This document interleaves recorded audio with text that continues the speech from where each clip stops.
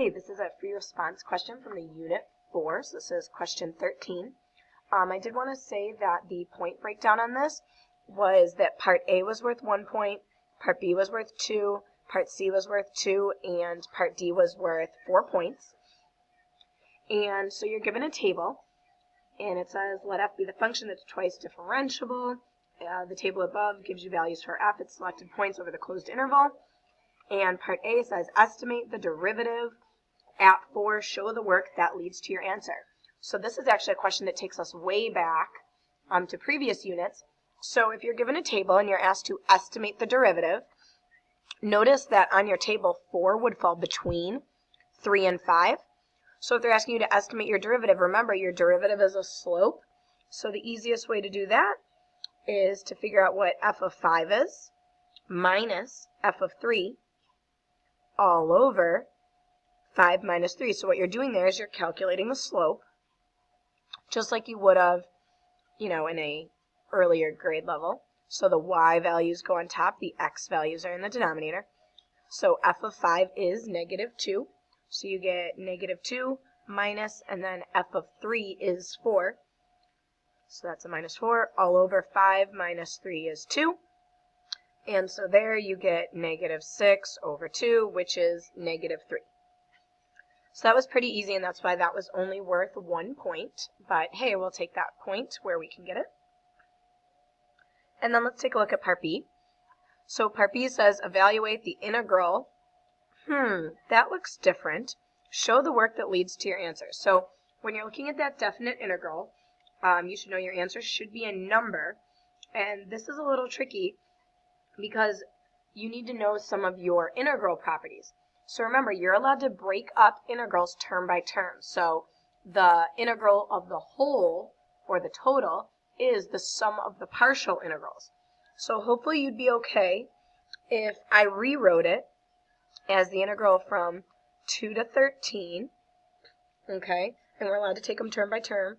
So I'm going to say of 3, okay? And technically that's dx.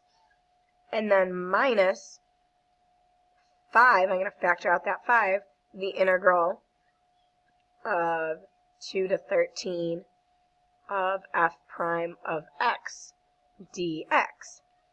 And hopefully here you start seeing that second part that you're going to be using your second fundamental theorem of calculus properties there. Okay, so we're going to go ahead and integrate this piece by piece. So I'm going to say that the integration of 3, well, all you need to do there is tack on an x. So it'll be 3x, and then you can put your evaluation bar. We're going to evaluate that from 2 to 13 using our fundamental theorem. Oops, how about I scooch that up so you can see. And then this next part, we're going to say that's the same thing, so that negative 5 is still there. And then when you integrate the derivative, right, what happens when you integrate the derivative? It just goes back to the original function. So you've got f of x here, and we're going to evaluate that from 2 to 13.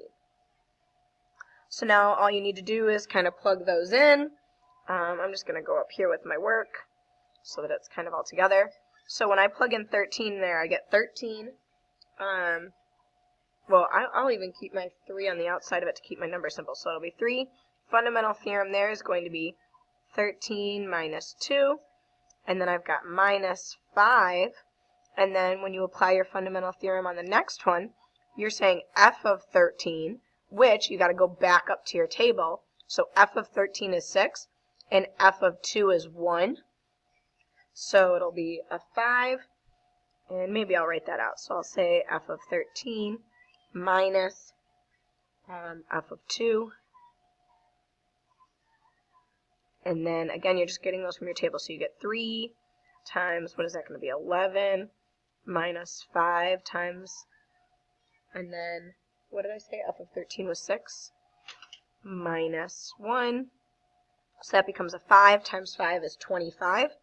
So you get 33 minus 25. And so my final answer there is 8. And that would have been worth 2 points for that answer of 8 there. So that was a little tricky because you needed to apply a couple integral properties.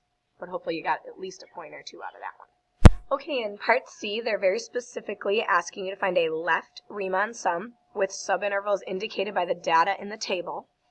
So they're not being tricky there. They're telling you use a left Riemann sum. So that's exactly what you need to do.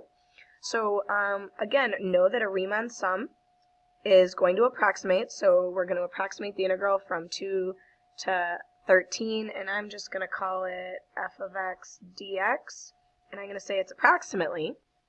Okay, so a left Riemann sum. So if you were kind of going back to your table, don't be afraid to kind of draw those in. So when you're drawing these in, okay, you have a rectangle there, a rectangle there, a rectangle there, and a rectangle there. So you're going to have 4 parts to this rectangle. The left Riemann sum indicates that I'm going to be using the 1, the 4, the -2, and the 3 as my outputs, because those are on the left-hand side. Now, the width, the delta x here, is going to be determined by the width of the rectangle. So right here, the width of the rectangle is 1.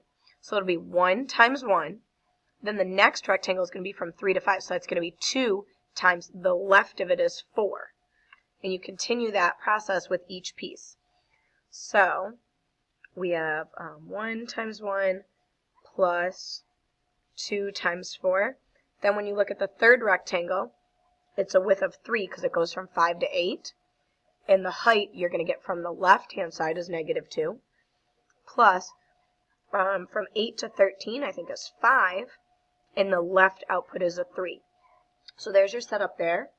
And after just some arithmetic, what is that? 1 plus 8 minus 6 plus 15. Hopefully after some arithmetic, you were able to get 18. Notice that even if you would have gotten stuck on part B, because maybe you forgot your integral properties or it looked hard or whatever, okay, you would still be able to get the 2 points from part C. Not all of these questions are entirely, dependent on a previous answer. So I think here that part A and C were extremely doable, and that's 3 points. So, and we didn't even take a look at part D yet. So, all right. Then we will take a look at part D. Okay, part D says that the derivative at 5 is 3, and that the second derivative is less than 0, aka negative. So for all the x in the interval from 5 to 8, use the tangent line to the graph of f at x equals 5 to show that f of 7 is less than or equal to 4. Then use the secant line for the graph of f on that same interval to show that f of 7 is greater than 4 over 3. So this might be one of those questions where you read it, and then you have to read it again because you're not really sure what it's asking you for, okay? But I kind of see some magic words here. Use the line tangent to the graph. So that sounds pretty close to me like write the equation of the tangent line, which I know how to do. We've practiced that way back, back in the previous units here. So my plan when I was writing the tangent line was to take a derivative, and then I had to plug in to get the m value, okay? Your goal there was to be able to use that formula, y minus y1 equals m parentheses x minus x1. That was our goal. So now before I used to, take the derivative and then plug in to get that m value. But here, that's already given to me, right? They told me that when you take the derivative and you plug in 5, you get 3. So that's code for them telling you that m is 3. So I can drop that m in there. Okay. Now, where do I get the other? Well, I need an x1 and a y1. Well, they gave me my x1 was 5. They said when you plugged in x equals 5, the derivative was 3. So I know that this is going to be an x minus 5 in that right-hand side parenthesis there. So now I need to figure out my y1. Well, how are you going to figure out your y1? You have to go back up to the table. Notice that x equals 5 is on your table. So when x was 5, what was y? -2. So then you could take that, and it's minus a negative, so that's going to turn to a plus. So I've got that. And So I'm going to clean that up. So that'll end up to be 3x. It'd be minus 15, but then I'm going to subtract 2 more, so that'd be a minus 17. And I think I'm going to have to maybe use that equation later, so that's why I'm simplifying it there. Now, part D was worth 4 points. I think that at least that would have been worth probably a point, and that one was decent to get. Okay, so we've got the derivative there. And now what I want to do is I'm actually going to do a sign chart real quick just to kind of do some function analysis. So we know that the derivative at 5 equals 3, and that's positive, right? So in other words, right around 3 we're going to be positive, which means the function is increasing. The original function is increasing there. And there was another key piece of info that they gave me. They also told me in the original that the second derivative was less than 0, aka that was negative, so it's concave down. Okay, so what I need to do is take both of those pieces of information and kind of put them together. So if at x is 5, the original function is increasing and concave down, right? So you got something going on. So at x is 5, you have a function that's concave down and increasing. So I don't know, maybe it looks something like this, right? That's concave down and increasing. Agree? So then we know that the tangent line to that, if you were drawing in, let me get a different color here. If I was drawing a tangent line to that, would that tangent line be above or below the graph? I'd draw it in, it'd be above, right? So if I was just drawing a tangent line in there, it would be above the graph. Why is that significant? Well, if the tangent line is above the graph, it's greater than the graph.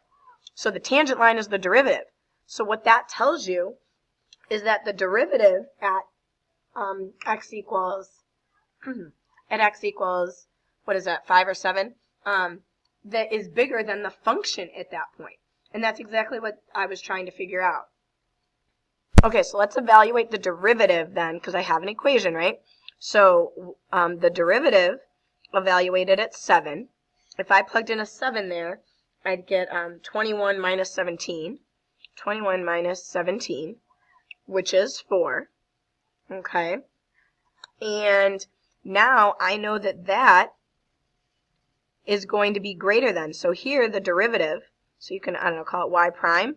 Here y prime is going to be greater than, y prime at 7 is going to be greater than y at 7 because it was increasing and concave down. Okay?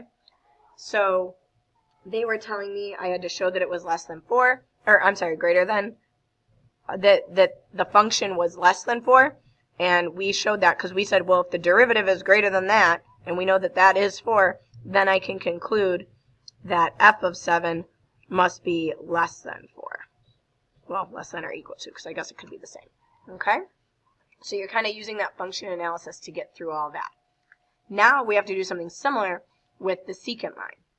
Okay, so for time's sake, I went ahead and kind of wrote this out. To find the secant line, I took 2 of the points from the table, and then I calculated the slope. So y2 minus y1 over x2 minus x1, I get this slope. I'm going to go ahead and use point slope formula again to get the equation of the secant line. And again, I'm just using, this is my x1, y1. I just drop those in. And I went ahead and kind of cleaned this up to solve for y. And I did that because I knew I was going to have to plug in 7. So I plugged in x equals 7. So 7 minus 5 gave me this 2.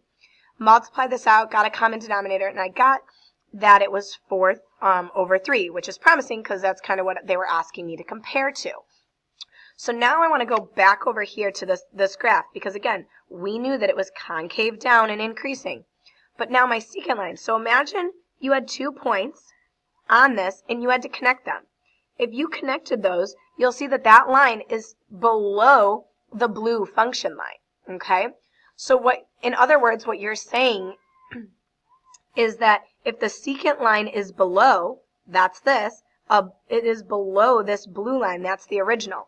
In other words, the original is above 4/3 because we said that when I plugged in 7, I got 4/3. So you could say something like secant line below